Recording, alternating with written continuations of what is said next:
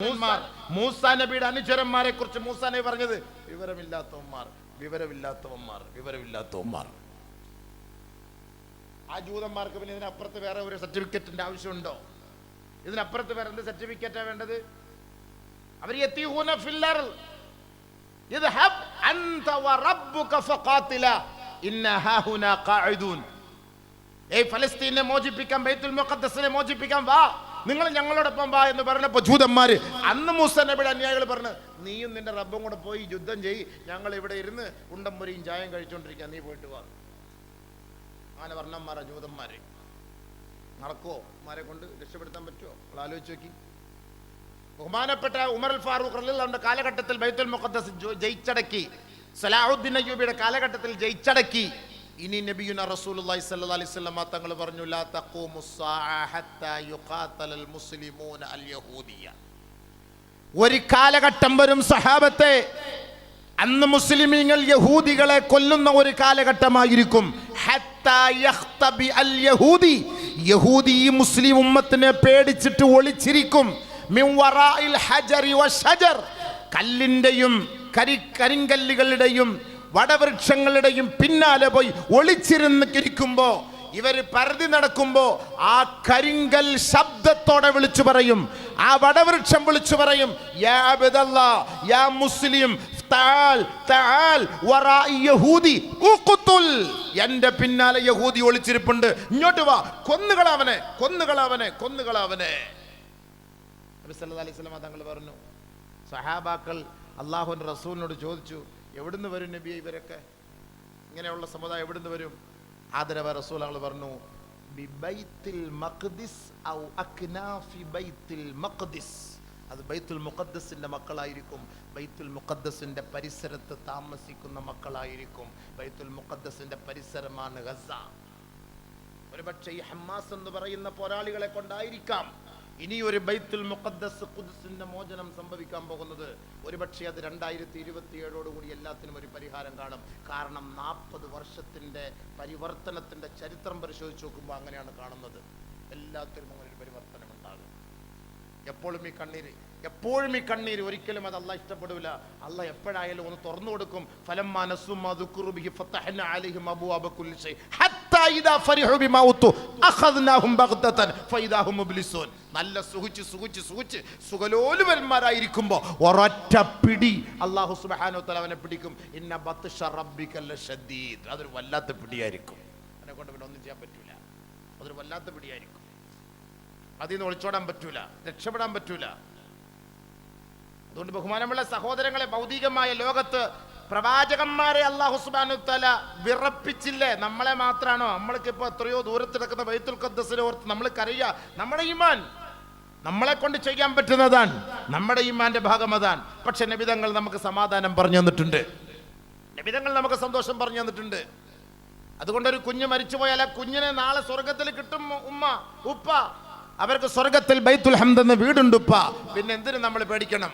നമുക്ക് ആഖിറമാണ് വലുത് സഹോദരങ്ങളെ. ഫലസ്തീനിലെ കുഞ്ഞുമക്കൾ എഴുതി വെക്കുന്നു കത്തില്, ഞങ്ങൾ ഷഹീദാവാൻ തയ്യാറ. കുഞ്ഞുമോൾ എഴുതി വെക്കുന്നു, ഈ കളിപ്പാട്ടം അടുത്ത് ജീവിച്ചിരിക്കുന്നവർക്ക് കൊടുക്കുപ്പ, എനിക്ക് വേണ്ട, ഞാൻ സ്വർഗത്തിൽ അള്ളാഹെ കാണാൻ പോവാണ്, എനിക്ക് വേണ്ട. ഇത് കുഞ്ഞുമക്കൾക്ക് ജീവിച്ചിരിക്കുന്നവർക്കോട് അവരിപ്പോഴേ തയ്യാറായി. ആഖിറത്തിൽ എനിക്ക് വിശ്വാസമുണ്ട്, എനിക്ക് സ്വർഗം കിട്ടുമെന്ന് വിശ്വാസമുണ്ട്. എൻ്റെ ശരീരത്തിലേക്ക് വന്നു പതിക്കുന്ന ബോംബ്, അതിലൂടെ ഓരോ തുള്ളി ഈ ഫലസ്തീനിന്റെ മണ്ണിൽ വീണാൽ അതുകൊണ്ട് എനിക്ക് സ്വർഗത്തിൽ ഉന്നതമായ സ്ഥാനം കിട്ടുമെന്ന് വിശ്വസിക്കുന്ന ആ മഹത് വ്യക്തിത്വങ്ങൾ, അവർക്ക് ആഖിറത്തെ കുറിച്ച് ബോധമുള്ളത് കൊണ്ടാണ് ഈ ചീരിപ്പായുന്ന ബോംബിന്റെ മുന്നിൽ അടിപതറാതെ അവർ ചങ്കൂറ്റത്തോടു കൂടി നിൽക്കുന്നത്. അതിന്റെ കാരണം അതാണ്, ആഖിറത്തിൽ അള്ളാന്റെ അടുക്കൽ ഞങ്ങൾക്ക് ഭക്ഷണം കിട്ടും. വിശ്വസിച്ചവരാണ്. അവരെ പരാജയപ്പെടുത്താൻ കഴിയില്ല, പരാജയപ്പെടുത്താൻ പറ്റൂല എന്ന് നബിതങ്ങൾ പറഞ്ഞ വാക്കാണ്. ഒരിക്കലുമില്ല. ഒരേ ഒരു പരാജയം, ഇനി അവർക്ക് കിട്ടാൻ പോകുന്നത് ഒരേ ഒരു വിജയമാണ്. ആ വിജയത്തോടു കൂടി ലോകാവസാനമാണ്. 2 പ്രാവശ്യമാണ് ഖുദ്സ് മോചിപ്പിക്കപ്പെട്ടത്, 3ാമത്തെ പ്രാവശ്യത്തോടു കൂടി ലോകാവസാനാണ്. ഫത്ഹു ബൈത്തുൽ മഖ്ദിസ് ഖിയാമത്ത് നാളിന്റെ അടയാളമാണ് ബൈത്തുൽ മുഖദ്ദസ് മോചിപ്പിക്കുക എന്നുള്ളത്. എന്തിനാണ് അവർ ഈ ത്യാഗത്തിന്റെ പേരിലും? എന്നാൽ ഞങ്ങൾ മതം മാറിയേക്കാം, ഞങ്ങളെ കൊല്ലല്ലേ, ഞങ്ങളെ വേദനിപ്പിക്കല്ലേ. ഒരു കുഞ്ഞുമോൻ പറയുന്നുണ്ടോ? ഒരു കുഞ്ഞുമോള് പറയാൻ തയ്യാറുണ്ടോ? ഇല്ല, പറയൂല. കാരണം ആഖിറമാണ് വലുത്, ആഖിറമാണ് വലുത്, സ്വർഗമാണ് വലുത്. കുഞ്ഞു പോയാൽ എന്താ, തള്ള പോയാൽ എന്താ? മരിച്ചുപോയ കുഞ്ഞുമോന്റെ മോളുടെ മയ്യത്തെടുത്ത് ചേർത്ത് പിടിച്ച് പൊട്ടിക്കരയുന്ന ഉമ്മയ്ക്കും സന്തോഷം എന്താണ്? മോനെ, നീ ധൈര്യമായിട്ട് പോയിക്കോ, നാളെ ആഖിറത്തിൽ നിനക്ക് നമുക്ക് ഒരുമിച്ച് കാണാം.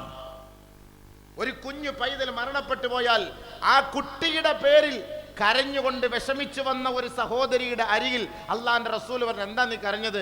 നബി, എനിക്ക് 3 പെമ്മക്കൾ ഉണ്ടായിരുന്നു, എൻ്റെ 3 പെമ്മക്കളും കുഞ്ഞിലേ മരണപ്പെട്ടു പോയി, 3 മരിച്ചുപോയി, ഇനി 4ാമത്തൊന്നാണ് എൻ്റെ ഒക്കത്തിരിക്കുന്നത്. അതുകൊണ്ട് എനിക്ക് വേണ്ടുന്ന ദുആ ചെയ്യണം നബിയെ. അള്ളാന്റെ റസൂൽ ചോദിച്ചു, 3 മക്കളെ, 3 കുഞ്ഞുമക്കളെ നീ കബറടക്കിയോ? അതേ നബിയെ, എൻ്റെ 3 കുഞ്ഞുമക്കൾ അല്ലാഹു തആല വിളിച്ചു. നബി സല്ലല്ലാഹു അലൈഹി വസല്ലമ തങ്ങൾ ആ സഹോദരി നോക്കിട്ട് പറഞ്ഞു, ഫഖദിഹ്തലർതി ബിഹിലാരിൻ ഷദീദിൻ മിനന്നാർ. നരകത്തിലേക്ക് പോകാതിരിക്കാൻ ഏറ്റവും വലിയ മതിൽക്കെട്ടാണ് നീ നിർമ്മിച്ചിരിക്കുന്നത്. ഒരു കാരണവശാലും നീ നരകത്തിലേക്ക് പോകില്ല. നിന്റെ 3 മക്കൾ അവിടെ റെഡിയായിട്ടിരിക്കുകയാണ്.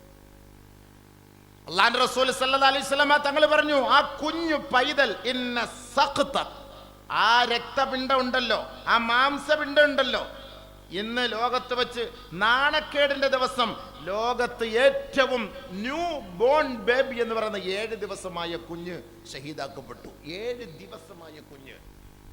ഈ രക്തം ലയജുറു ഉമ്മഹു ഇലൽ ജന്ന. നബി സല്ലല്ലാഹു അലൈഹി വസല്ലം തങ്ങൾ പറഞ്ഞു,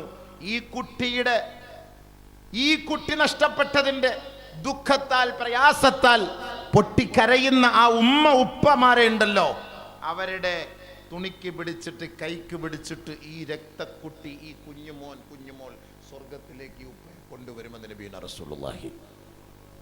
ഒരു കുഞ്ഞു പോയാൽ എന്താ, നമുക്ക് നാളെ സ്വർഗമാണ് വലുത്.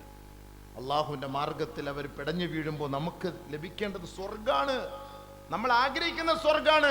നമുക്ക് സ്വർഗം എന്ന ഒരു സംവിധാനം ഇല്ല എങ്കിൽ നമ്മൾ ഇവിടെ തൊപ്പി വെച്ച് ദാടി വെച്ച് നമസ്കരിച്ച് പള്ളി മദ്രസ ഉണ്ടാക്കിയിട്ട് യാതൊരു കാര്യമില്ല. നമ്മുടെ ലക്ഷ്യം ആ കാലാകാലം അവസാനിക്കാത്ത ആ സ്വർഗത്തിൽ എത്തണം എന്നുള്ളതാണ് എൻ്റെ നിങ്ങളുടെ ആഗ്രഹം, അല്ലേ? അല്ലാതെ നിങ്ങളുടെ മക്കളെ ഹാഫിളാക്കിയിട്ട് എവിടെയെങ്കിലും മതപ്രസംഗത്തിന് നടത്തി 25,000 രൂപയും ഹാഫിളാക്കിയിട്ട് റമദാന് തറാവീഹിന് നിർത്തിയിട്ട് 50,000 1 ലക്ഷം ഒക്കെ വാങ്ങാനാണോ പ്ലാന്? ഏതാ നമ്മുടെ പ്ലാൻ? അതാ എൻ്റെ മക്കളെ കൊണ്ട് ആഖിറത്തിൽ ഈ വാപ്പാക്കും ഉമ്മാക്കും ഗുണം കിട്ടണം. സ്വർഗത്തിൽ 2 പേരുടെ കൈക്ക് പിടിച്ചിട്ട് സൂറത്തുൽ ഫാത്തിഹ ഓതി സൂറത്തുൻ നാസിന്റെ അവസാനം വരെ ഓതി സ്വർഗത്തിന്റെ ഉന്നതമായ പദവിയിലെത്തിയിട്ട് അവിടെ വാപ്പയും ഉമ്മയും ജന്നാത്തു അദ്നി യദ്ഖുലൂനഹ വമൻ സലഹ മിൻ ആബാഇഹിം വഅസ്വാജിഹിം വദുർരിയാതിഹിം വൽ മലായികതു യദ്ഖുലൂന അലൈഹിം മിൻ കുല്ലി ബാബ്. സ്വർഗത്തിന്റെ ഉന്നതമായ പദവിയിലെത്തി വാപ്പയും മക്കള് സന്തോഷിക്കുമ്പോൾ മാലാഖമാര് വന്നിട്ട് പറയും, ദുനിയാവിൽ നിങ്ങളുടെ രഹസ്യവും പരസ്യവും ചോർത്തിയവരാണ് ഞങ്ങൾ, ഇവിടെ ഞങ്ങൾക്ക് ആ പണിയില്ല. സലാമുൻ അലൈക്കും, സന്തോഷത്തോടു കൂടി സകുടുംബ സാന്നിധ്യം നിങ്ങൾ ഇവിടെ താമസിച്ചുകൊള്ളുക, ഇനി ഞങ്ങൾ സ്വർഗത്തിലെ കട്ടുറുമ്പാകുന്നില്ല. സലാമുൻ അലൈക്കും. യാ അല്ലാഹ്, ഏതാ വേണ്ട നിങ്ങൾക്ക്? ദുനിയാവിലെ ഈ കുറഞ്ഞ ജീവിതത്തിൽ ഒരു ഉറപ്പുമില്ല. ഞാൻ ഇന്നുറങ്ങിയാൽ നേരം വെളുക്കുമ്പോൾ എഴുന്നേക്കുമെന്ന് എനിക്കൊരു ഉറപ്പുമില്ല. ഞാൻ ഇവിടുന്ന് യാത്ര ചെയ്താൽ എൻ്റെ ഉദ്ദേശ സ്ഥലത്തേക്ക് എത്തുമോ എന്ന് എനിക്കൊരു ഉറപ്പുമില്ല. ഞാൻ പഠിച്ച് വലുതാകുമെന്ന് എനിക്കൊരു ഉറപ്പുമില്ല. എൻ്റെ മക്കൾ എനിക്ക് ഗുണപ്പെടുമെന്ന് എനിക്ക് ഉറപ്പുമില്ല. ഈ ഭൗതികമായ ലോകത്ത് ഒരു ഗ്യാരണ്ടിയും ഉറപ്പുമില്ലാത്ത ഈ ലോകത്തിന് നമ്മൾ കൂടുതൽ പ്രാമുഖ്യം നൽകിയിട്ട് ഒരു കാലത്തും നശിക്കൂല എന്ന് അല്ലാഹുവും റസൂലും നമ്മളെ പഠിപ്പിച്ച് ഭയപ്പെടുത്തി നമുക്കതിലേക്ക് പ്രചോദനം നൽകിയ ആ സ്വർഗത്തിന് വേണ്ടി സമയം നമ്മൾ മെനക്കെടുത്താതെ, ആഖിറത്തിന് വേണ്ടി സമയം മെനക്കെടുത്താതെ, നമ്മുടെ മക്കളെ ആഖിറത്തിന് വേണ്ടി വാർത്തെടുക്കാതെ കേവലം ഗ്യാരണ്ടി ഇല്ലാത്ത ഭൗതികമായ ലോകത്തിന് വേണ്ടി ഈ മക്കൾ ഈ കുടുംബത്തിനും ആവശ്യമില്ലാത്ത പണങ്ങൾ ചെലവഴിച്ചിട്ട് ഇതെല്ലാം കണ്ണടയുന്നതോടുകൂടി നഷ്ടപ്പെട്ടു പോകുന്ന ആ ഒരു മഹാദുരന്തത്തെയാണോ നിങ്ങൾ ആഗ്രഹിക്കുന്നത്? ഏത് വേണം? Your choice. ഏത് വേണം? Your choice. നിങ്ങൾക്ക് തിരഞ്ഞെടുക്കാം. ആരും ചോദിക്കാനില്ല. ഇവിടെ കള്ളു കുടിച്ച് കൂത്താടിയിടുന്ന ആരും ചോദിക്കാനില്ല. ഇവിടെ കഞ്ചാവടിച്ചടന്നാൽ ആരും ചോദിക്കാനില്ല. വ്യഭിചരിച്ചടന്ന ആരും ചോദിക്കാനില്ല. മോഷണം നടത്തി ജീവിച്ചാൽ, കൊല നടത്തി ജീവിച്ചാൽ ആരും ചോദിക്കാനില്ല. ചോദ്യം മൊത്തം 6 അടി മണ്ണിന്റെ ഇരുണ്ട തുരുത്തിൽ നിന്റെ മയ്യത്ത് കൊണ്ടുവച്ച് എല്ലാവരും ആ പള്ളിക്കാട്ടിൽ നിന്ന് പോകുമ്പോൾ 2 മലക്കുകൾ നിന്റെ ഖബറിന്റെ ഉള്ളിലേക്ക് വരുമ്പം അവിടെ മുതലാണ് നിന്റെ ജീവിതത്തിന്റെ തുടക്കം. അപ്പം നീ പറയും, ഖാലൂ ലൗ കുന്നാ നസ്മഉ ഔ നഅഖിലു മാ കുന്നാ ഫി അസ്ഹാബിസ് സഈർ. അന്ന് ആ പണ്ഡിതന്മാർ പറഞ്ഞത്, അന്ന് അവർ പ്രബോധനം ചെയ്തത്, അന്ന് അല്ലാഹുവിന്റെ റസൂൽ പറഞ്ഞത് ഞങ്ങൾ കേട്ട് മനസ്സിലാക്കിയിരുന്നെങ്കിൽ ഈ കാണുന്ന ദുരന്തത്തിലേക്ക് ഞങ്ങൾ വീഴുമായിരുന്നില്ല. അന്ന് ചിന്തിക്കും. പക്ഷെ അന്ന് ചിന്തിച്ചിട്ട് കാര്യമില്ല. അന്ന് ചിന്തിച്ചിട്ട് കാര്യമുണ്ടോ? അന്ന് എന്താ കാര്യം? റബ്ബനാ ഗലബത് അലൈനാ ശിഖ്വതുനാ വകുന്നാ ഖൗമൻ ളാലീൻ റബ്ബനാ അഖ്രിജ്നാ മിൻഹാ ഫഇൻ ഉദ്നാ ഫഇന്നാ ളാലിമൂൻ. ദുനിയാവിന്റെ രസങ്ങളും രസാനുഭൂതികളും ആഡംബരങ്ങളും എല്ലാ അത്യാഹ്ലാദങ്ങളും ഞങ്ങളെ കീഴ്പ്പെടുത്തി കളഞ്ഞു പടച്ചവനെ. ഞങ്ങളത് ലയിച്ചു പോയി പടച്ചവനെ. അതാണ് വലുത്, അതാണ് ഞങ്ങളുടെ ഹാപ്പി ലൈഫ് എന്ന് ഞങ്ങൾ കരുതിപ്പോയി പടച്ചവനെ. ഞങ്ങൾക്ക് വന്ന അബദ്ധം ഇപ്പം ഞങ്ങൾ മനസ്സിലാക്കുന്നു. ദയവ് ചെയ്ത് പ്ലീസ് റബ്ബനാ അഖ്രിജ്നാ മിൻഹാ ഫഇൻ ഉദ്നാ ഫഇന്നാ ളാലിമൂൻ. ഞങ്ങളെ ഒരിക്കൽ കൂടി ഞങ്ങളുടെ ജീവിതത്തിലേക്ക് നീ മടക്കിക്കൊണ്ടുവാ. ഇനി മേലിൽ ഞങ്ങൾ ആ ദുരന്തത്തിന് ഞങ്ങൾ തലവെച്ച് കൊടുക്കുകയില്ല. ഇനി അങ്ങനെ എങ്ങാനും ഞങ്ങൾ ആ ദുരന്ത മുഖത്തേക്ക് എത്തുകയാണെങ്കിൽ തീർച്ച ഞങ്ങൾ അക്രമികളായിരിക്കും. അന്ന് നിനക്ക് ഞങ്ങളെ ചോദ്യം ചെയ്യാം. അതുകൊണ്ട് ഇപ്പോൾ ഒരു ഒഴിക്കഴിവ് തന്ന് ഞങ്ങളെ ഒന്ന് രക്ഷിക്കണേ പടച്ചവനെ. നാളെ ആഖിറത്തിൽ വിലപിക്കും. ആ വിലാപത്തിന് അല്ലാഹുവിന്റെ അടുക്കൽ ഒരു സ്ഥാനമില്ല. ഒരു സ്ഥാനമില്ല. ഉണ്ടോ? ഖാല ഖ്സഉ ഫിഹാ വലാ തുകല്ലിമൂൻ അവലൻ നുഅമ്മിറുക്കും മാ യതദക്കറു ഫീഹി മൻ തദക്കർ വജാഅകുമുൻ നദീർ. 60 വയസ്സ്, 70 വയസ്സ്, 80 വയസ്സ്, തലയും താഴ്ഭാഗവും മുഴുവനും ഉച്ചി മുതൽ ഉള്ളങ്കാര് വരെ മുഴുവനും നരച്ച് കിളവനായിട്ടും നീ അല്ലാഹയെക്കുറിച്ചും ആഖിറത്തെക്കുറിച്ചും മനസ്സിലാക്കാതെ ഇവിടെ വന്നിട്ട് നീ കിടന്നിട്ട് വെപ്രാളം കാണിക്കുകയാണോ? ഇല്ലേ? മിണ്ടിപ്പോകരുത്. മിണ്ടതോടെ കിടക്കുക. ഒരു വല്ലാത്ത ഭീഷണി സ്വരത്തിലാണ് പറയുന്നത്. മിണ്ടിപ്പോരുന്നത്. ഇത്രയും വയസ്സ് വന്നിട്ട് ചിന്തിക്കാനുള്ള സൗകര്യവും സമയവും സന്ദർഭവും അല്ലാഹ് നിനക്ക് തന്നിട്ട് നീ ചിന്തിച്ചോ? നീ മനസ്സിലാക്കിയോ? ഉലമാക്കൾ ഇത് പറയുമ്പോ അവരെ കുറ്റം പറയാനല്ലേ നീ മുന്നോട്ട് നിന്നത്? മിണ്ടരുത്, ഇനി മിണ്ടരുത്. ഇന്ന് പന്ത് എന്റെ കോർട്ടിലാണ്. ഇപ്പൊ പന്ത് നിങ്ങളുടെ കോർട്ടിലാണ്. നാളത്തെ പന്ത് അള്ളാന്റെ കോർട്ടിലാണ്. അത് ആരെ കൊണ്ട് മാറ്റാൻ കഴിയില്ല. ഇത് അള്ളാഹ് തന്നെ തീരുമാനിക്കണം. ഏതാ വേണ്ടേ? നമ്മൾ തീരുമാനം എടുക്കാം. നമുക്കിപ്പോൾ ഒരു സഹായം വേണമെങ്കിൽ നമുക്ക് ഇവിടുന്ന് കിട്ടും. പക്ഷെ നമുക്ക് ആഖിറത്തിന് വേണ്ടി സമ്പാദിക്കലാണ് നമ്മുടെ ലക്ഷ്യം. നിങ്ങൾ വിചാരിക്കും ഒരു മദ്രസ പണിയുക, ഒരു പള്ളി പണിയുക, കുറേ മക്കളെ ആഫലിങ്ങളും ആലിമ്യങ്ങളൊക്കെ ആക്കി എടുക്കുക. എന്താ ഇത് ഇല്ലായിരുന്നുവെങ്കിൽ നമ്മുടെ അവസ്ഥ എന്താ? ഇതുണ്ടായിട്ട് തന്നെ ഇങ്ങനെയായി. ഇതില്ലായിരുന്നെങ്കിൽ നമ്മുടെ അവസ്ഥ എന്താ? ഈ മക്കളൊക്കെ എന്തായിരിക്കും? എന്നെയൊക്കെ എൻ്റെ പിതാവ് ഓതാൻ കൊണ്ട് വിട്ടില്ലായിരുന്നെങ്കിൽ ഒരുപക്ഷെ ഞാൻ ഏതെങ്കിലുമൊക്കെ ലോകത്ത് വേറെ പഴച്ചു പോയവനായിരിക്കാം. നഊദു ബില്ലാഹ്. അല്ലാഹ് കാത്തിരച്ച് ഹിദായത്തിന്റെ മാർഗത്തിൽ നമ്മളെ കൊണ്ട് എത്തിച്ചത് ഇതേപോലുള്ള ദീനിന്റെ മാർഗമായതുകൊണ്ട്, ദഅവത്തിന്റെ വഴിയായതുകൊണ്ടുമാണല്ലോ. ഇന്നറിയാലോ സ്കൂളിലും കോളേജിലും പഠിക്കുന്ന കുട്ടികളുടെ അവസ്ഥ. ഏതെങ്കിലും മാതാപിതാക്കൾക്ക് മക്കളെ കൊണ്ട് ഗുണമുണ്ടോ? ഏത് വാപ്പാക്ക് ഗുണമുണ്ട്? എഞ്ചിനീയറാ പറയാം ഫഖർ. ഇഅ്ലമു അന്നമൽ ഹയാത്തുദ് ദുനിയ ലഅബും വലഹും വസീനത്തും വതഫാഖുറും ബൈനകും വതകാസുറുൻ ഫിൽ അംവാലി വൽ ഔലാദ്. ദുനിയാവെന്ന് പറയുന്നത് മക്കളെ കൊണ്ട് സമ്പത്ത് കൊണ്ടും പ്രൗഢി നടിക്കലാണ്. എൻ്റെ മോൻ UK-യിൽ, രണ്ടാമത്തെ മോൻ ലണ്ടനിൽ, മൂന്നാമത്തെ മോൻ അമേരിക്കയിൽ, നാലാമത്തെ മോള് അവിടെ, ആ ഹോസ്പിറ്റൽ, ഈ ഹോസ്പിറ്റൽ, അവിടെ ഇവിടെ. ഈ ഫഖ്റല്ലാതെ, ഈ വാപ്പയും ഉമ്മയും തിന്നാനും കുടിക്കാനും വഴിയില്ലാതെ ക്രൈസ്തവയായ ഒരു നേഴ്സിന്റെ സഹായത്തോടു കൂടിയാണ് വീട്ടിൽ അവർ കഴിഞ്ഞുകൂടുന്നത്. എന്നാൽ 5ഉം 10ഉം മക്കളുള്ളവർ ദുനിയാവിൻ്റെ പല ഭാഗങ്ങളിലുമായി അവർ ജീവിക്കാൻ, അവർ റാഹത്തായിട്ട് ജീവിക്കുകയാണ്. വാപ്പ മരിക്കാറാവുമ്പം വിളിച്ചു പറയും, മോനെ വാപ്പ മരിക്കാറായി, നീ കയറി വരുന്നെങ്കിൽ വാ. ഇൻഷാ അല്ലാ ഞാൻ വരാം. ഇപ്പം ടിക്കറ്റ് ഭയങ്കര ചാർജ് നോക്കട്ടെ. ഇപ്പോൾ 2 ദിവസം കഴിഞ്ഞ് വാപ്പ മരിച്ചു. മോനെ വാപ്പ മരിച്ചുപോയി. അയ്യത്തടക്കല്ലേ, ഫ്രിഡ്ജിലോട്ട് എടുത്ത് വെക്കണം, ഞാൻ വന്നിട്ട് അടക്കിയാൽ മതി. വാപ്പായെ കൊണ്ട് ഫ്രിഡ്ജിൽ കയറ്റി വയ്ക്കും. 3 ദിവസം കഴിഞ്ഞ് അവൻ വരും, ഒന്ന് തുറന്നു നോക്കും, കൊണ്ടങ്ങ് അടക്കും. 2 കിലോ പാളയത്തോളം പഴവും മേടിച്ചു കൊടുക്കും, നാരങ്ങ വെള്ളം മേടിച്ചു കൊടുക്കും. സലാമ അടുത്ത ടിക്കറ്റ് എടുത്ത് ലണ്ടനിൽ പോയി. ഇത് കാണാനെന്ന് തോന്നുന്നു. ഇത് ഹജ്ജറുൽ അസ്വദാ.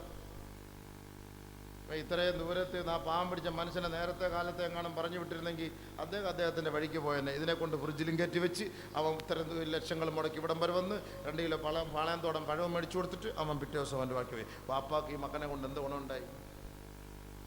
എന്തുകൊണ്ടുണ്ടായി? മാതാപിതാക്കൾക്ക് വേണ്ടി ഇന്ന് ദുആ ചെയ്തിരുന്ന കൈപൊക്കിക്കേ. ഹക്കനായിട്ട് പൊക്കാവൂ, വെറുതെ പൊക്കരുത്. ഞാൻ പല സ്റ്റേജിലും ചോദിച്ചിട്ട് ഇത്ര കൈകൾ പൊങ്ങിയിട്ടില്ല. എന്തുകൊണ്ട് നമ്മളിപ്പോൾ പൊങ്ങി? അത് നമ്മുടെ മക്കളെ പഠിപ്പിച്ചതിൻ്റെ ബർക്കത്താണ്. ഞാൻ പല സ്റ്റേജുകളും ചോദിച്ചിട്ടുണ്ട്. പൊങ്ങൂല, മതി പൊങ്ങൂല, കൈ പൊങ്ങില്ല. 5, 6, 7 പേരുടെ കൈകൾ മാത്രം ഇല്ല. വാപ്പാക്ക് വേണ്ടി ദുആ ചെയ്യാത്ത മക്കൾ സാലിഹീങ്ങളായ മക്കളാണോ? മാതാപിതാക്കളെ മറന്ന് ജീവിക്കുന്ന മക്കൾ സാലിഹീങ്ങളായ മക്കളാണോ? റബ്ബിർഹംഹുമാ, അല്ലാഹ് പഠിപ്പിച്ചെന്ന ദുആയാണ്. അല്ലാഹ് പഠിപ്പിച്ചെന്ന ദുആയ റബ്ബിർഹംഹുമാ കമാ റബ്ബയാനി സഗീറാ. അല്ലാഹ് പഠിപ്പിച്ചെന്ന ദുആയ. മാതാപിതാക്കൾക്ക് വേണ്ടി ചെയ്യേണ്ട ദുആ അല്ലാഹ് പഠിപ്പിച്ചെന്നാണ്. മക്കളെ ഇത് ചെയ്യണേ മക്കളെ, മക്കളെ ഇത് ചെയ്യണേ മക്കളെ, അല്ലാഹ് പഠിപ്പിച്ചെന്ന ദുആയാണ്. ഇത് നമ്മൾ ചെയ്തില്ലെങ്കിൽ പിന്നെ പാപ്പായും ഉമ്മായിട്ട് എന്ത് ബന്ധം നമുക്ക് പറയും? ഈ ദുആ ചെയ്യണമെങ്കിൽ ഇതേപോലെ ആലിമാക്കണ്ടേ, ഹാഫിളാക്കണ്ടേ, അല്ലെങ്കിൽ ദീനീ ബോധം വേണ്ടേ? ദീനീ ബോധമില്ലാതെ മക്കളെ കുറച്ച് ഡോക്ടർ, IPS, IAS കാരനാക്കി വളർത്തിക്കൊണ്ടുവന്ന് ശരി, നല്ല പേരും പ്രശസ്തിയും നല്ല ശമ്പളമൊക്കെ കിട്ടും. പക്ഷെ അവൻ നമസ്കരിക്കുന്നുണ്ടോ? ഈ മക്കളെ നമസ്കരിച്ചില്ലെങ്കിൽ ഉത്തരവാദി ആരാ? ഈ മക്കളെ പഴിച്ചു പോയാൽ ഉത്തരവാദി ആരാ? കല്യാണം കഴിക്കുന്നതിന് മുമ്പ് ആണും പെണ്ണുമായ നമ്മുടെ മക്കളെങ്ങാനും മരിച്ചു പോയാൽ, എന്തെങ്കിലും പിഴച്ചു പോയാൽ അതിന്റെ പരിപൂർണ ഉത്തരവാദിത്വം ഈ വാപ്പയും ഉമ്മയും ഏറ്റെടുക്കണം. സൗവിജു ഔലാദക്കും ഇദാ ബലഗു വലാ തഹ്മിലു ആസാമക്കും. നബി സല്ലല്ലാഹു അലൈഹി വസല്ലം തങ്ങൾ പറഞ്ഞു, ഒരു ആണും പെണ്ണുമാകട്ടെ പ്രായപൂർത്തിയെത്തി പക്വതയെത്തി വിവാഹം കഴിക്കാനുള്ള സാഹചര്യമായാൽ അവരെ നിങ്ങൾ വിവാഹം കഴിപ്പിച്ചയക്കണം. അവര് വിവാഹം കഴിക്കാതെ ക്രോണിക് ബാച്ചലറായി നടന്ന് അവരെങ്ങാനും പിഴച്ചു പോയാൽ വാപ്പ ഉമ്മ, നിങ്ങൾ അവരുടെ പാപഭാരം ഏറ്റെടുക്കേണ്ടി വരും ആഖിറത്തിൽ. അള്ളാഹു നമ്മളോട് പറയാ, നമ്മുടെ മക്കളെ കൊണ്ടുപോയി കൽക്കട്ടയിൽ പഠിപ്പിക്കാൻ പറ്റും, ബാംഗ്ലൂരിൽ, ചെന്നൈയിൽ, മിസോറമിലൊക്കെ പഠിപ്പിക്കാൻ പറ്റും. വല്ലവനും കൂടെ പോയിരുന്ന് കെട്ടിപ്പിടിച്ച് ഹുക്കടിച്ചു കൊണ്ടിരിക്കുമ്പോൾ ഈ വാപ്പയും ഉമ്മയും കരുതുന്ന എൻ്റെ മോൾ അവിടെ മറ്റേനെ പിടിക്കാണ്, അതിൻ്റെ പേരിൽ അഭിമാനം കൊള്ളുകയാണ്. ആ മക്കൾ പഴിച്ചതിൻ്റെ ഉത്തരവാദിത്തം ഈ വാപ്പ ഏറ്റെടുക്കണം. നാളെ ആഖിറത്തിൽ അല്ലാഹ് കാത്തുരക്ഷിക്കട്ടെ. ഇന്ന് ഞാൻ നിങ്ങളുടെ മുന്നിൽ ഇത് പ്രസംഗിക്കണമെങ്കിൽ, നവാസ് ഉസ്താദ് ഇന്ന് കോഴിക്കോട് പോയി ഇൽമു പറഞ്ഞു കൊടുക്കണമെങ്കിൽ, ലോകത്തിന്റെ പല ഭാഗത്ത് പോകണമെങ്കിൽ, അബ്ദുറഹീം ഉസ്താദ്, യൂസുഫ് ഉസ്താദ്, ഇവരൊക്കെ പല ഭാഗത്തുള്ള ഇൽമുകൾ പറഞ്ഞ് ജനങ്ങൾക്ക് കൊടുത്ത് അവരെല്ലാം ലോകത്തിന്റെ പല ഭാഗത്ത് പോകണമെങ്കിൽ ആഖിറം എന്ന ഒരു സംവിധാനത്തെ നമ്മൾ അംഗീകരിക്കുന്നത് കൊണ്ടാണ്. ഭൗതികമായ ലോകത്തോടുകൂടി എല്ലാം അസ്തമിച്ചു പോകുമെങ്കിൽ നമ്മൾ ഈ തലയെക്കെട്ടും കെട്ടി ദാടിയും കെട്ടി ഈ ജുബ്ബായും വെച്ചിട്ട് നമ്മളിങ്ങനെ നടക്കേണ്ട ഒരു കാര്യവുമില്ല. ഉണ്ടോ? നിസ്കരിക്കേണ്ട കാര്യമുണ്ടോ? പള്ളിയുടെ ആവശ്യമുണ്ടോ? ബാങ്ക് വിളിക്കേണ്ട ആവശ്യമുണ്ടോ? ഒല്ലിയ കൊടുക്കേണ്ട ആവശ്യമുണ്ടോ? നോമ്പ് പിടിക്കേണ്ട ആവശ്യമുണ്ടോ? നോമ്പ് തുറപ്പിക്കേണ്ട ആവശ്യമുണ്ടോ? ഹജ്ജിന് പോകേണ്ട ആവശ്യമുണ്ടോ? ഇതൊക്കെ എന്തിനാണ് ചെയ്യുന്നത്? ഇതൊക്കെ ആഖിറത്തെ ഓർത്തിട്ടാണ്, ഖബറിനെ ഓർത്തിട്ടാണ്. അതുകൊണ്ട് ഖബറിൽ നമുക്കൊരു കൂട്ടുകാരെ കണ്ടെത്തണം. ലാസ്റ്റ് ലക്ഷ്യം അതാണ്.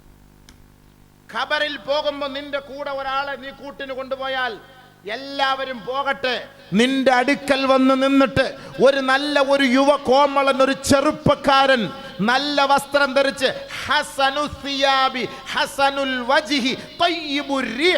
നല്ല സുഗന്ധദ്രവ്യങ്ങളൊക്കെ പൂശി നല്ല സുസ്മേരവദനായി ശുഭവസ്ത്രധാരിയായി നല്ല ഒരു ചെറുപ്പക്കാരൻ ആ മരിച്ചു കിടക്കുന്ന മയ്യത്തിന്റെ അരികെ വന്നിരുന്നിട്ട് അവനോട് ചോദിക്കും, യാ അബ്ദല്ലാ ഹൽ തഅരിഫുനി, നിനക്കെന്നെ അറിയോ? ആ നമ്മുടെ മോനല്ലാതെ നോക്കുമ്പോ എൻ്റെ മോൻ സവീർ അല്ലല്ലോ, എൻ്റെ മോള് ശൈലജ അല്ലല്ലോ. ആ ഖബറിനകത്ത് ചോദിക്കാണ്, ഹൽ തഅരിഫുനി, ഒരു ചെറുപ്പക്കാരൻ. ഹദീദല്ലേ അല്ലേ ഉസ്താദെ? ഇല്ലെങ്കിൽ പറയണം, ഞാൻ പൊട്ടത്തരം വിളിച്ചു പറഞ്ഞു പറയല്ല, നിങ്ങളെ പേടിപ്പിക്കാൻ പറയല്ല. ആ ഖബറിനകത്ത് കൂട്ടുകാരൻ വരും, നിങ്ങൾ വിചാരിക്കൂല്ലാന്ന്. ഹദീസിന്റെ പണ്ഡിതന്മാർ, ആലിമ്യങ്ങൾ, മുദരിസന്മാർ ഇരിക്കുന്നു. പറയട്ടെ, ആ ഖബറിന്റെ ഉള്ളിൽ വന്ന് എല്ലാവരും പോയി, വാപ്പ പോയി, ഉമ്മ പോയി, ഭർത്താവ് പോയി, ഭാര്യ പോയി, മക്കൾ പോയി, ആരുമില്ല. ആ ഖബറിന്റെ ഉള്ളിൽ ആ കുറ്റാക്കൂരിരുട്ടിൽ, ആ മാവാസിൽ, ഇരുണ്ട തുരുത്തിൽ ആരുമില്ല. മലക്കുകൾ വന്ന് നമ്മളെ വിളിച്ചുണർത്തുന്ന സമയത്ത് ഒരു നല്ല യുവ കോമളൻ എൻ്റെ അരികിൽ വന്ന് നിന്നിട്ട് എന്നോട് ചോദിക്കുകയാണ്, ഹൽ തഅരിഫുനി, നിനക്ക് എന്നെ അറിയോ? ആ മയ്യത്ത് പറയും, ലാ അരിഫുക, എനിക്ക് എന്നെ പരിചയമില്ലേ? ഒന്ന് നല്ലപോലെ നോക്ക്, ഇല്ല, ഒട്ടും പരിചയമില്ല. എന്നാൽ ഒന്നുകൂടെ നോക്ക്, ഇല്ല, പരിചയമില്ല. എങ്കിൽ ഞാൻ പറയട്ടെ, ഞാൻ ആരെന്ന്. പറഞ്ഞോളൂ, അനൽ ഖുർആൻ. എന്താ വാക്ക് പറഞ്ഞ? അനൽ ഖുർആൻ അല്ലദീ അസ്ഹറ ലൈലക വഅൽമ നഹാറക വഅംനഅക ശഹവതക മിനത് തആമി വശറാബ്. പകലിന്റെ സമയത്ത് നീ നോമ്പെടുത്തത്, രാത്രിയുടെ സമയത്ത് ഉറക്കമിളച്ച് കണ്ണ് തുറന്നു വെച്ച് എല്ലാവരും വാട്സപ്പും ഫേസ്ബുക്കും ഇൻസ്റ്റാഗ്രാമുമായി കളിക്കുമ്പോൾ ഈ ഖുർആൻ ഓതി ഓതി ഓതി ആ കണ്ണ് തുറന്നു വെച്ച് കണ്ണിൻ്റെ ഈറൻ, കണ്ണിൻ്റെ കൃഷ്ണമണി നനഞ്ഞ് ആ ഖുർആനിൻ്റെ താളുകളിലേക്ക് വീണ് ആഖിറത്തെ ഓർത്ത് പാതിരാ സമയത്ത് എഴുന്നേറ്റ് ഖുർആൻ ഓതിക്കൊണ്ട് അല്ലാഹുവിലേക്ക് അടുത്ത ഒരു ദാസനല്ലേ നീ? ആ ഖുർആനാണ് ഞാൻ. നീ വിഷമിക്കണ്ട. ഫമാ അലൈക ബഅദ മസ്അലതി മുൻകരിൻ വനകീർ മിൻ ഹമ്മിൻ വലാ ഹുസ്നിൻ. മുൻകർ നക്കീർ വന്ന് ചോദിക്കുന്നു കണ്ടിട്ട് നിങ്ങൾ പേടിക്കൊന്നും വേണ്ട. നിങ്ങൾക്കൊക്കെ ഞങ്ങളുണ്ട് ഇവിടെ. ഞങ്ങളുണ്ട് ഇവിടെ. ഇവിടെ പോലീസുകാരൻ പിടിച്ച് അകത്താക്കിയ ഉടനെ രാഷ്ട്രീയക്കാരൻ പറയും ഞാൻ ഉണ്ടെന്ന് പറയും. ഇതിലേക്കൂടെ വന്ന് അതിലേക്കൂടെ ഇറങ്ങിപ്പോവും. 15 ദിവസം റിമാൻഡ് ചെയ്ത് പറഞ്ഞാൽ ആര് വരാനാ? 9 വർഷത്തേക്ക് അവനെ അങ്ങ് അകത്ത് കൊണ്ടുപോയി. ആര് വരാനാ? ഞാൻ ഉണ്ട് കേട്ടോ, ഞാൻ ഉണ്ട്, ജീവിച്ചിരിപ്പുണ്ട്, ഞാൻ ഉണ്ട്. അൽഹംദുലില്ലാഹ്, നീ അവിടെ കിടന്നോ, ഞാൻ ജീവിച്ചിരിപ്പുണ്ട്, ഞാൻ ഉണ്ട്. ഇത് സത്യമായ വാക്കാണ്. ഈ ഖബറിന്റെ ഉള്ളിലേക്ക് ഈ മനുഷ്യന്റെ മയ്യത്ത് കിടക്കുമ്പോ ഇവന്റെ അരികിൽ വന്ന് നിന്നിട്ട് ചോദിക്കുന്ന ചോദ്യം അനൽ ഖുർആൻ, ഞാൻ ഖുർആനാണ് കേട്ടോ, ഞാൻ ഖുർആനാണ് കേട്ടോ. നീ രാത്രി എന്നെ നീ കൈവിടാതെ ഓതിയവനല്ലേ? പകൽ സമയത്ത് എൻ്റെ ഓരോ വാക്കനുസരിച്ച് ജീവിച്ചവനല്ലേ? നീ ഹറാമുകളെ സൂക്ഷിച്ചവനല്ലേ? ഹലാലുകളുടെ വഴികളിലൂടെ സഞ്ചരിച്ചവനല്ലേ? നീ ഓതി നിന്റെ മക്കളെ പഠിപ്പിച്ചില്ലേ? നിന്റെ ഭാര്യയെ പഠിപ്പിച്ചില്ലേ? എല്ലാ ദിവസവും യാസീൻ ഓതിയതല്ലേ? ബഖറ ഓതിയതല്ലേ? വാഖിയ ഓതിയതല്ലേ? റഹ്മാൻ ഓതിയതല്ലേ? ദുഖാൻ ഓതിയതല്ലേ? ആ ഖുർആനാണ് ഞാൻ. ഫമാ അലൈക ബഅദ മസ്അലതി മുൻകരിൻ വനകീരിൻ മിൻ ഹമ്മിൻ വലാ ഹുസ്ൻ. നിങ്ങൾ പേടിക്കണ്ട കേട്ടോ, നിങ്ങൾ പേടിക്കണ്ട. മുൻകർ നക്കീർ ഒന്നും നിങ്ങളെ ഒന്നും ചെയ്യൂല. മാ അന ബിമുഫാരിഖിഹി, അവരെ വിട്ട് ഞങ്ങൾ മാറൂല, നിന്നെ വിട്ട് ഞങ്ങൾ മാറൂല, നീ പേടിക്കാൻ വേണ്ട. അവർ ചോദിച്ചിട്ട് പോയിക്കോട്ടെ, നിങ്ങളുടെ കാര്യം ഞങ്ങൾ ഏറ്റെടുത്തു കൊള്ളാം. പിന്നെ വിഷമിക്കണം, പേടിക്കണം. അങ്ങനെ ഒരു കൂട്ടുകാരനെ വേണ്ടേ? വേണോ?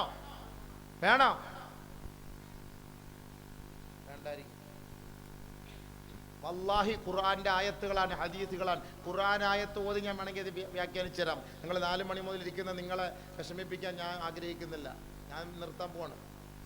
കൂടുതലൊന്നും പ്രസംഗിച്ചിടത്തും വലിയ കാര്യമില്ല. 20-30 വർഷമായിട്ട് പ്രസംഗിക്കാം. എന്താ ഫായതയുള്ളത്? 30 വർഷമായിട്ട് പ്രസംഗിക്കുകയാണ്. പ്രസംഗത്തിനല്ല കുറവുണ്ടോ? അതിനനുസരിച്ച് അറാമിയത്ത് കൂടിക്കൊണ്ടേ ഇരിക്കുകയാണ്.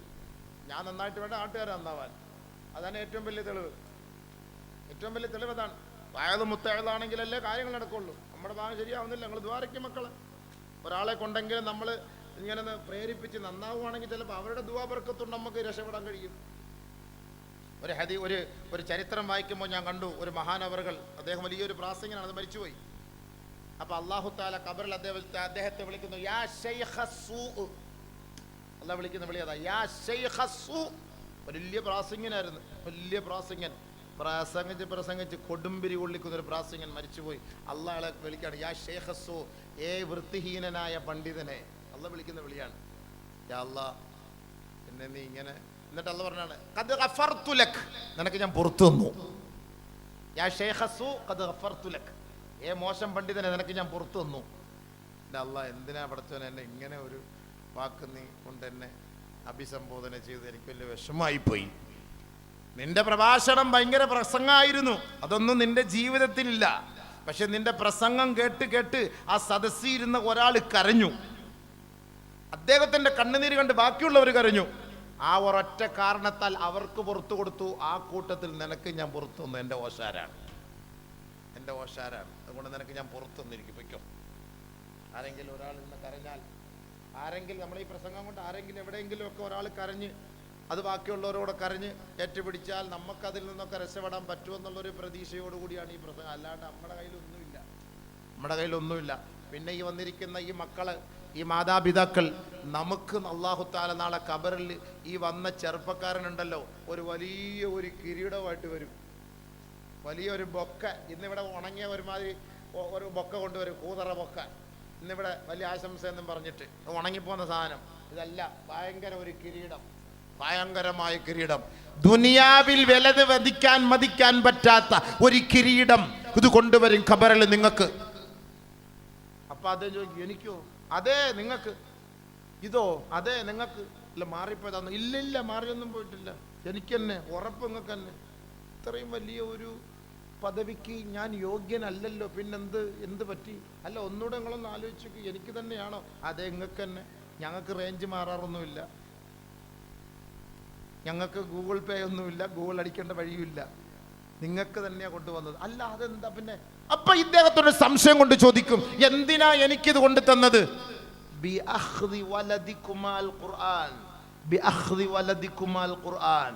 നിന്റെ മക്കളെ നീ ഖുർആൻ പഠിപ്പിച്ചായിരുന്നു? എന്റെ മോൻ ഹാഫിളാണ്, എന്റെ 3 മക്കൾ ഹാഫിളാണ്, 2 മക്കൾ ഹാഫിളാണ്, എന്റെ മോള് ഹാഫിളാണ്, എന്റെ മക്കൾ ഹാഫിളാണ്. ആ മക്കളെ നീ ഖുർആൻ പഠിപ്പിച്ച ഒരൊറ്റ കാരണത്താൽ അള്ളാഹുവിന്റെ ഭാഗത്ത് നിന്ന് പടച്ചവൻ ഞങ്ങളുടെ കയ്യിൽ തന്നുവിട്ടതാണ്. നിന്റെ ഭർത്താവ് അവരുടെ ഉപ്പാക്കും ഉമ്മാക്കും ഇത് അണിയിക്കണമെന്ന് പറഞ്ഞ് ഞങ്ങളുടെ കൈകളിൽ ഏൽപ്പിച്ചതാണ്. അതുകൊണ്ട് സന്തോഷത്തോടു കൂടി ഇത് നിങ്ങൾ ധരിക്കട്ടെ.